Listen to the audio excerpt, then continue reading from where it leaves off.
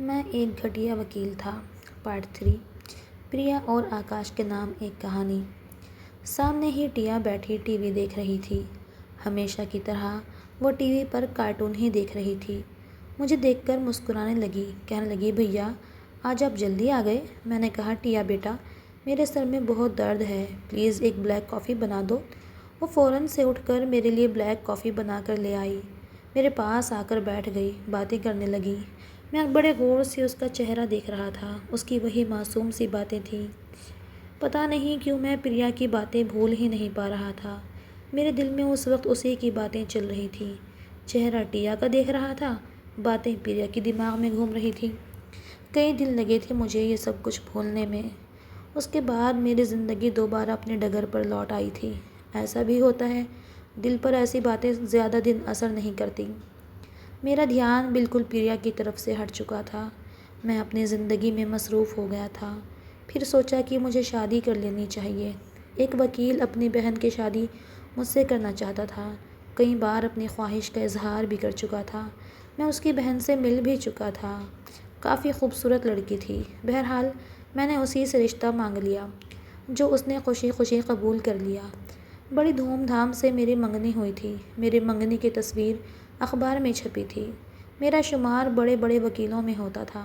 अब मेरा सारा ध्यान हेमा की तरफ हो चुका था। हम लोग घंटों एक दूसरे से बातें करने लगे थे। उसका कहना था कि पीएचडी उसकी कंप्लीट हो जाएगी तभी हम लोग शादी करेंगे। हम लोग अक्सर बाहर खाना खाते थे, मुलाकातें भी होने लगी थीं। टिया से मेरा ध्यान हट चुका था, लेकिन मैंने ये महसूस किया था कि वो अब कार्टून नहीं देखती थी। मुझसे कहानी सुनने की फरमाइश भी नहीं करती थी। उसकी सोच कुछ बदलने लगी थी। अक्सर जब मैं रात को घर आता तो वो अपनी सहेलियों से फ़ोन पर बात कर रही होती। मैं उसे कहता कि टिया बेटा कभी मेरे पास भी बैठ जाया करो। तो कहती, भैया प्लीज़ मुझे अपने दोस्त से बात करने दो। ये कहकर वो अपने कमरे में चली जाती। एक बार मुझसे कहने लगी उसे नैनीताल के ट्रिप पर जाना है। मैंने कहा, चली जाओ। मुझे लगा शायद कॉलेज के ग्रुप के साथ जाना चाहती है। वो कहने लगी, नहीं भैया कॉलेज का ट्रिप नहीं है, मैं अपने दोस्तों के साथ जाना चाहती हूँ। मैंने एतराज़ नहीं किया था। वो नैनीताल के ट्रिप पर जा चुकी थी। उसने मुझसे सिर्फ 5 दिन की इजाज़त ली थी। 5 दिन तो मुझे परवाह भी नहीं रही थी कि वो कहाँ है। बस एक आधी बार मुझे फ़ोन कर लेती और ये कहकर टाल जाती कि अभी हम सब ने और घूमना है, भाई मैं बहुत एंजॉय कर रही हूँ। लेकिन जब उसे गए हुए 8 दिन गुजर गए, मैं परेशान हुआ था। 2 दिन से मेरी उससे बात भी नहीं हुई थी। मैंने उसे फ़ोन किया तो उसका फ़ोन ऑफ जा रहा था। मैंने उसकी दोस्तों पे फ़ोन किया तो वो कहने लगी, हम तो 5 दिन बाद ही वापस आ गए थे। मैंने कहा, तो फिर टिया कहाँ है? कहने लगी, टिया भी वापस आ गई थी। मैंने कहा, क्या मतलब है तुम्हारा? वो कहने लगी, जब हमारी बस दिल्ली पहुंची थी तो वो हमारे सामने एक ब्लैक कलर की BMW में बैठ कर गई थी। मैंने कहा, BMW किसकी थी?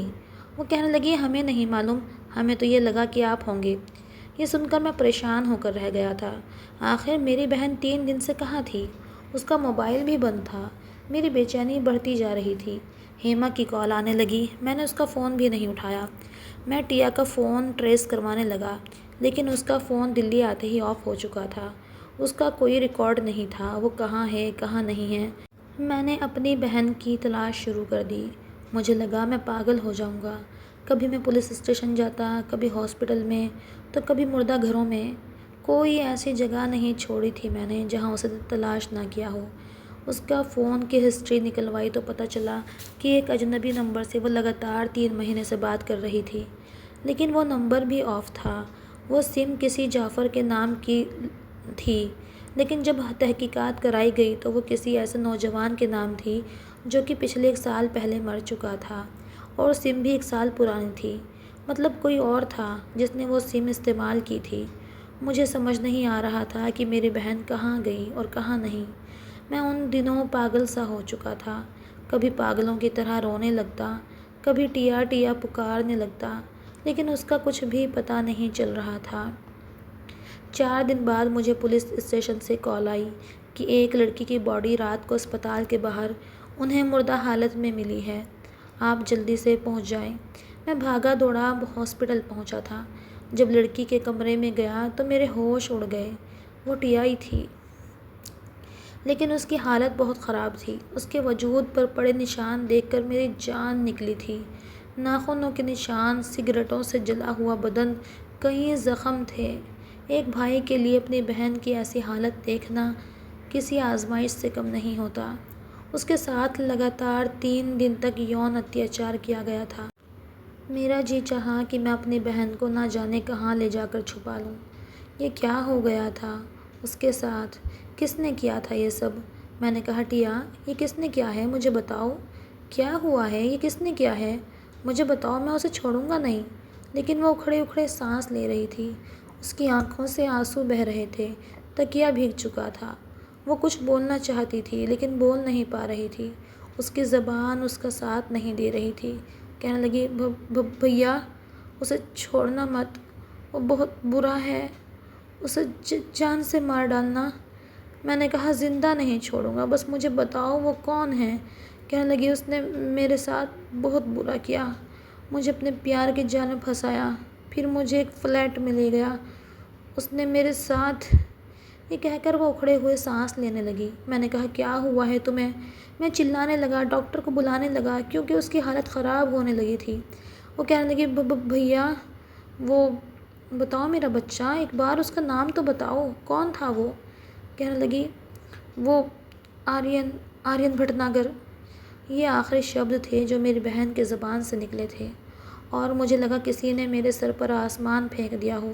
उसके बाद वो बिल्कुल बेजान सी हो गई थी। मैं तो ये देखकर पागल सा होने लगा, चिल्लाने लगा, डॉक्टर्स को बुलाने लगा। फ़ौरन से 3-4 डॉक्टर, नर्स और वहाँ पर पहुँच गई थी। मैंने कहा, देखो मेरी बहन को क्या हुआ है, ये बात क्यों नहीं कर रही है, डॉक्टर देखें इसे क्या हुआ है। डॉक्टर ने जब चेक किया तो कहने लगे, I am sorry, she is no more. मैंने बेयकीनी से उनको देखा था। मैंने कहा, क्यों झूठ बोल रहे हैं आप, मेरी बहन को कुछ नहीं हो सकता, वो मर नहीं सकती। कहने लगे, उसके साथ बहुत बुरे तरीके से शारीरिक शोषण किया गया है, आपको शायद अंदाज़ा नहीं है। मुझे लगा था मैं मर जाऊंगा, पागल हो जाऊंगा। ये ख़बर जब हेमा को पहुंची तो वो दौड़ी हुई आई थी। मैं फूट फूट कर रोए जा रहा था। कभी टिया का हाथ चूम रहा था, कभी उसका माथा।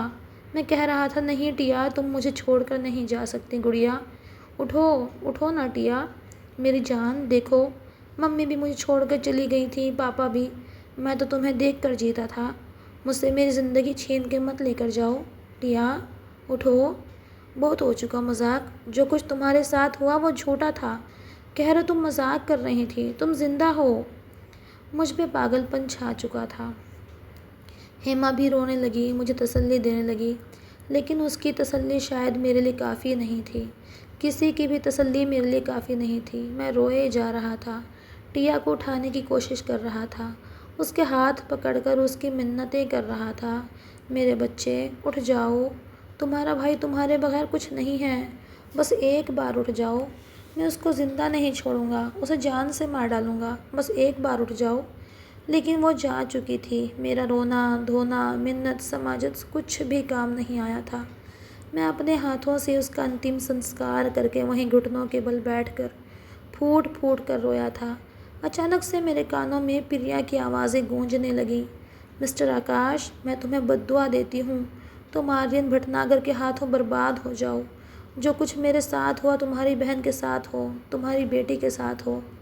इन अल्फाजों ने मेरे दिमाग को बुरी तरह से झंझोड़ के रख दिया था।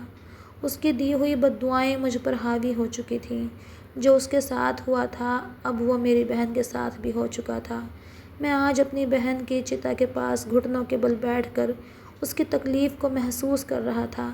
मेरा ज़मीर मुझे बेचैन कर रहा था। मेरे अंदर बैठा मेरा ज़मीर जो कब से सोया हुआ था, वो जब जब जागता था मैं हर बार उसे थपथपा कर सुला दिया करता था। आज वो ज़ोरों शोरों से कह रहा था कि तुम्हारी बहन को तुम्हारे किए हुए अमाल भुगतने पड़ गए। आकाश, जो कुछ तुमने दूसरे की बेटी के साथ किया, आज वो वक्त तुम्हारी बहन पर भी आ गया। काश तुमने दूसरों का दुख समझा होता, उनकी इज्जतों को अदालत के सामने तार तार न किया होता। तुम्हें प्रिया की बद्दुआ लग गई। मैं जल्दी से आर्यन भटनागर के घर जाने लगा ताकि आर्यन भटनागर को जान से मार सकूं, और मैंने यही किया था। मैं बड़े गुस्से और तेश में उसके घर गया था। उसके बाप ने समझा कि शायद मुझे उससे पैसों की कुछ ज़रूरत है, इसलिए उसने चौकीदार से कहा कि मुझे अंदर आने दे। जैसे ही मैं अंदर गया बड़े गुस्से में मैंने कहा, कहाँ है तुम्हारा बेटा? मैंने बहुत ऊंची आवाज़ में कहा था। महेश भटनागर मेरी बात सुनकर माथे पर बल डाले देखने लगा। उसी वक्त आर्यन भटनागर अपने कमरे से बाहर आया था। उसे देखकर मैं उसके पास गुस्से से गया, जाकर उसका गिरेबान पकड़कर उसे मारना शुरू कर दिया। ये देखकर महेश भटनागर मेरे पास आया, अपने गार्ड और चौकीदार को बुलाने लगा, लेकिन मैं किसी के काबू में नहीं आ रहा था। मैं उसे मारे जा रहा था। मैंने कहा, तुम्हें शर्म नहीं आई मेरी बहन के साथ ये सब करते हुए? कमीने, मैं तुम्हें दूसरों की बहन की लूटी हुई इज्जत के केस से बचाता था और तूने मेरी बहन को बर्बाद कर दिया।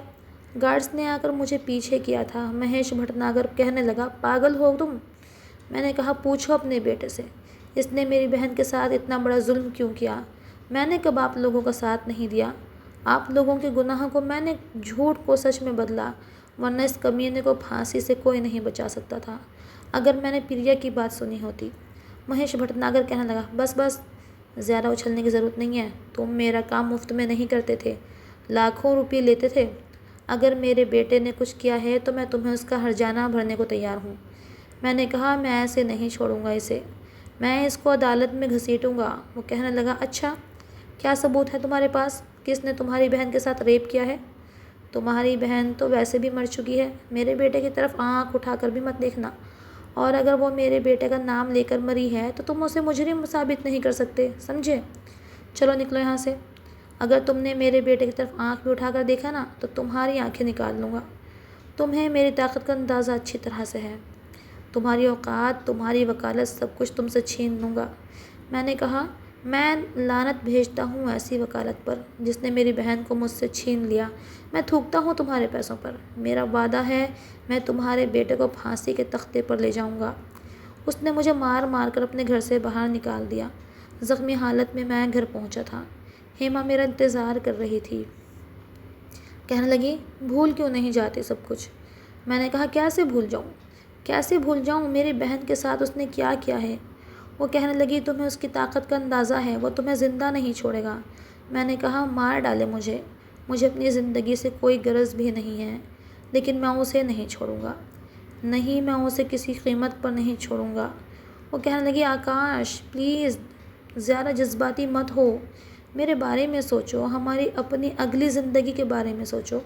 टिया जा चुकी है, तुम्हारे इस तरह के फ़ैसले पर वो वापस तो नहीं आ जाएगी ना? मैंने कहा, लेकिन मेरी बहन के साथ अत्याचार हुआ है, मैं कैसे भूल जाऊं? जब तक मैं आर्यन को फांसी के तख्ते पर नहीं ले जाता तब तक नहीं छोड़ूंगा। वो कहने लगी, वो तुम्हें बर्बाद कर के रख देगा, भूल जाओ सब कुछ। उसके लिए ये कहना आसान था। मैंने कहा कि मेरी ज़िंदगी का अब बस एक ही मकसद है, और वो है आर्यन भटनागर को फांसी पर लटकाना। मैं वो अल्फाज बोल रहा था जो कभी प्रिया ने बोले थे। अब मैं समझ सकता था कि उस वक्त उस तकलीफ़ से गुज़र रही थी। उसकी तकलीफ़ को अब जाकर महसूस कर रहा था मैं। जो मैंने उससे कहा था वो मुझे हेमा कह रही थी। प्रिया के साथ बहुत ज़्यादा गलत हुआ था, बहुत ज़्यादा गलत किया था मैंने उसके साथ। मैंने कहा, हेमा, मैं नहीं जानता कि मैं ज़िंदा बचूंगा या नहीं, लेकिन मैं जिस राह पर चलने जा रहा हूँ, तुम्हारे साथ कोई भी वादा नहीं कर सकता। तुम चाहो तो रास्ता बदल सकती हो। कहने लगी, क्या मतलब है तुम्हारा? तुम्हारा मतलब तुम मुझसे बदला लोगे? मैंने कहा, हर सूरत में लूँगा। कहने लगी, ठीक है, फिर मैं तुम्हारा साथ नहीं दे सकती, क्योंकि मुझे ऐसी ज़िंदगी नहीं चाहिए जिसमें मेरी अपनी इज़्ज़त का ख़तरा हो, क्योंकि वो लोग तुम्हारे साथ साथ मुझे भी नहीं छोड़ेंगे। बेहतर है अपनी लड़ाई ख़ुद लड़ो। वो मुझे छोड़ कर जा चुकी थी, क्योंकि अक्लमंद थी, मुझसे इतनी मोहब्बत नहीं करती थी कि मेरे लिए हर किस्म की क़ुरबानी दे सकती। मैं अब अकेला हो गया था।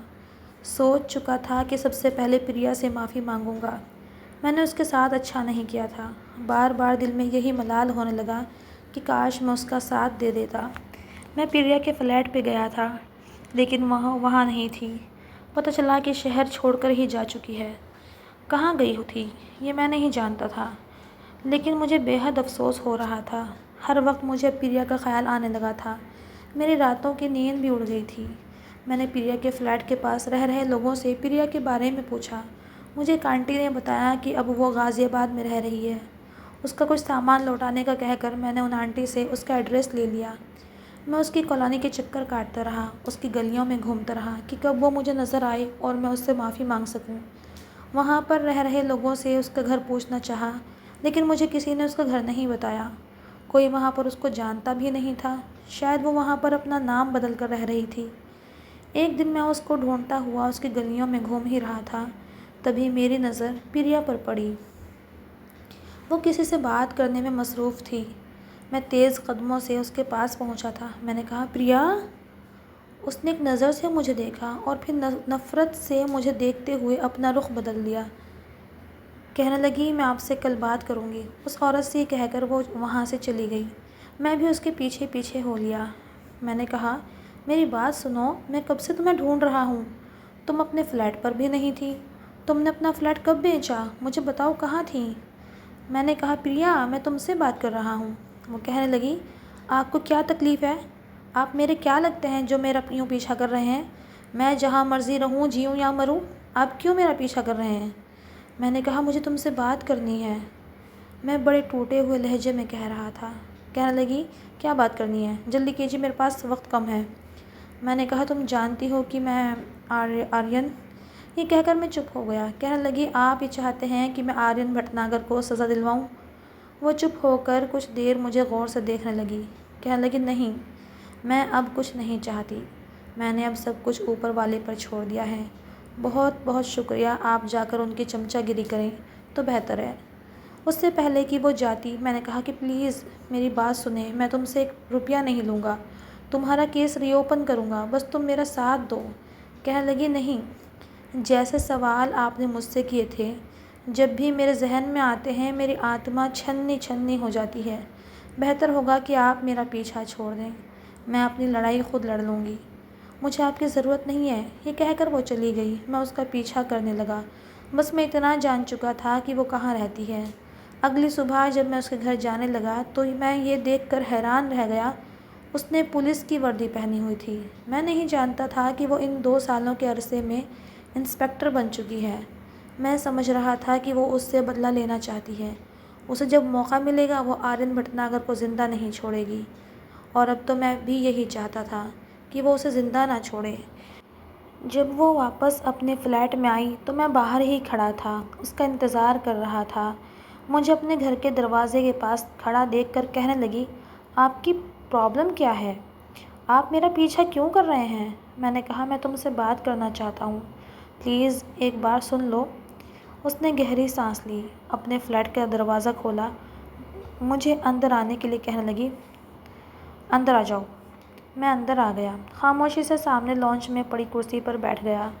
मेरे सामने वो भी कुर्सी पर बैठ गई। वर्दी में बहुत अच्छी लग रही थी, वही मासूमियत, वही खूबसूरती। मैंने कहा, मैंने तुम्हारे साथ बहुत बड़ी ज़्यादती की थी, मुझे इस बात का एहसास हुआ है। मेरी बात सुनकर वो तंज़िया मुस्कुराई। कहने लगी, हाँ, तब हुआ है जब उसने आपकी बहन को बर्बाद कर दिया। ये सुनकर मैं हैरान हुआ था, उसे कैसे खबर हुई थी? मैंने कहा, तुम कैसे जानती हो? कहने लगी, मैंने आर्यन भटनागर को आपकी बहन के साथ देखा था। मैं तो समझी थी कि शायद आपने अपनी बहन का रिश्ता उसके साथ तय कर दिया है, लेकिन जब आपकी बहन की मौत की खबर मिली तो मुझे बहुत अफसोस हुआ था। मैंने उसके सामने हाथ जोड़ लिए। मैंने कहा, मुझे माफ़ कर दो, शायद तुम्हारी बद्दुआ लग गई। ये कहते हुए मैं अपने आंसू रोक नहीं पाया, उसके सामने रोने लगा और कहने लगा, मैं सिर्फ तुमसे माफ़ी मांगने आया हूँ। वो कहने लगी, उस वक्त तो मैंने गुस्से में आपको यह सब कह दिया था, लेकिन मैंने जब घर आई और सोचा तो मुझे लगा कि मैंने गलत किया। आपकी बहन का तो उसमें कोई कसूर ही नहीं था, वो तो मेरी तरह ही बेकसूर थी।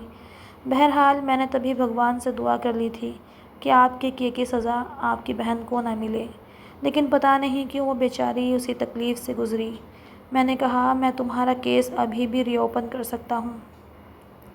कहने लगी, नहीं, मुझे अब आपकी ज़रूरत नहीं। मैं तो मौके की तलाश में हूँ, जब भी वो मेरा हाथ लगे उसका एनकाउंटर कर दूँगी। अब वो मेरे हाथों से बच नहीं सकता। और फिर यही हुआ था। कुछ महीने बाद उसने अपनी कही हुई बात को सच किया था। उसने आर्यन को मार डाला था और यही कहा कि वो गाड़ी में एक लड़की की इज्जत पर हाथ डाल रहा था। वहीं पर अचानक पुलिस ने हमला कर दिया और दोनों तरफ से फायरिंग होने लगी और इसी फायरिंग में आर्यन भटनागर मारा गया। उस दिन मैंने प्रिया को मुबारकबाद दी थी क्योंकि वो उसकी हकदार थी। उसने अपने ऊपर जुल्म को सह कर सब्र किया था, ना कि ब्लैकमेल हुई थी और ना ही चुप रही थी।